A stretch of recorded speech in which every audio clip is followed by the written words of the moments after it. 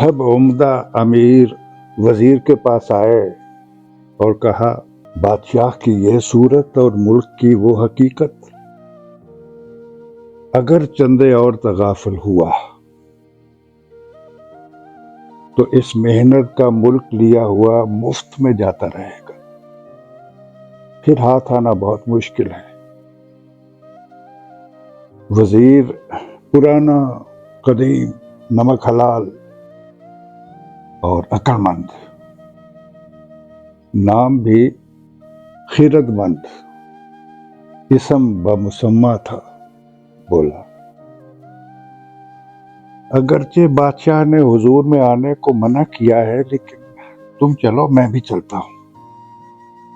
खुदा करे बादशाह की मर्जी आवे जो रूबरू बुलावे। ये कहकर सबको अपने साथ दीवाने आम तलक लाया। उनको वहां छोड़कर आप दीवाने खास में आया और बादशाह की खिदमत में महली के हाथ कहला भेजा कि ये पीर गुलाम हाजिर है, कई दिनों से जमाले जहां आरा नहीं देखा, उम्मीदवार हूं कि एक नजर देखकर कदम बोसी करूं तो खातिर जमा हो। ये अर्ज वजीर की बादशाह ने सुनी। अज बस के क़िदामत और खैर खाही और तदबीर और जानिसारी उसकी जानते थे और अक्सर उसकी बात मानते थे। बात तामुल के फरमाया, खिरदमंद को बुला लो। भरे जब परवानगी हुई, वजीर हुजूर में आया, आदाब बजा लाया और दस बस्ता खड़ा रहा। देखा तो बादशाह की अजब सूरत बन रही है कि जार बेजार रोने और दुबलापे से आंखों में हल्के पड़ गए और चेहरा जर्द हो गया। खिरदमंद को ताब न रही, बेख्तियार दौड़कर कदमों में जा गिरा। बादशाह ने सर उसका उठाया और फरमाया, लो मुझे देखा, खातिर जमा हुई, अब जाओ, ज्यादा मुझे न सिताओ, तुम सल्तनत करो। खिरदमंद सुनकर धाड़ मार कर रोया और अर्ज की, गुलाम को आपके तसद्दुक और सलामती से हमेशा बादशाहत मुयस्सर है,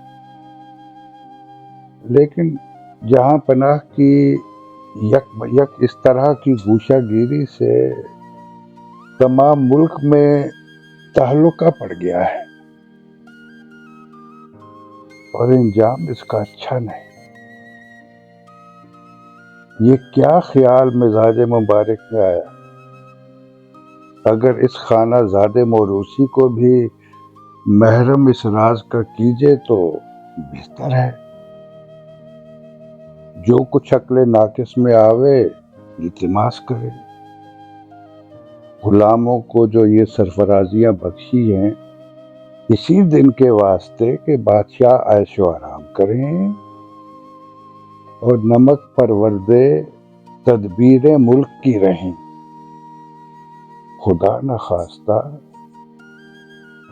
जब फिक्र मिजाज आली के लाहक हुई तो बंदा है बादशाही किस दिन काम आवेंगे। बादशाह ने कहा, सच कहता है, पर जो फिक्र मेरे जी के अंदर है सो तदबीर से बाहर है। सुन ऐ खिरदमंद, मेरी सारी उम्र इसी मुल्क गिरी के दर्द सर में कटी, अब ये सने विसाल हुआ, आगे मौत बाकी है। तो उसका भी पैगाम आया कि स्याह बाल सफेद हो चले, सारी रात सोए, अब सुबह को भी ना जागे। अब तलक एक बेटा पैदा ना हुआ जो मेरी खातिर जमा होती, इसलिए दिल सख्त उदास हुआ और मैं सब कुछ छोड़ बैठा। जिसका जी चाहे मुल्क ले या माल ले, मुझे कुछ काम नहीं, बल्कि कोई दिन में ये इरादा रखता हूं कि सब छोड़ छाड़ कर जंगल और पहाड़ों में निकल نکل جاؤں اور منہ کسی کو نہ دکھاؤں. اسی طرح یہ چند روز کی زندگی بسر کروں. اگر کوئی مکان خوش آیا تو وہاں بیٹھ کر بندگی اپنے معبود کی بجا لاؤں گا. شاید عاقبت بخیر ہو. اور دنیا کو تو خوب دیکھا، کچھ مزہ نہ پایا. اتنی بات بول کر اور ایک آہ بھر کر بادشاہ چپ ہوئے. خیرت مند ان کے باپ کا وزیر تھا جب یہ شہزادے تھے، تب سے محبت رکھتا تھا. علاوہ دانا اور نیک اندیش تھا.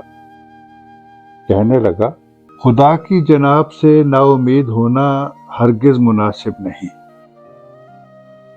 جس نے 11,000 عالم کو ایک حکم میں پیدا کیا، تمہیں اولاد دینی اس کے نزدیک کیا بڑی بات ہے. قبلہ عالم، اس تصور باطل کو دل سے دور کرو، نہیں تو تمام عالم درہم برہم ہو جائے گا. اور یہ سلطنت کس کس محنت اور مشقت سے تمہارے بزرگوں نے اور تم نے پیدا کی ہے،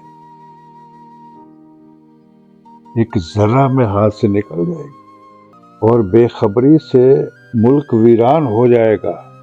خدا نخواستہ بدنامی حاصل ہوگی. اس پر بھی بعض پرس روزے قیامت کی ہوا چاہے کہ تجھے بادشاہ بنا کر اپنے بندوں کو تیرے حوالے کیا تھا،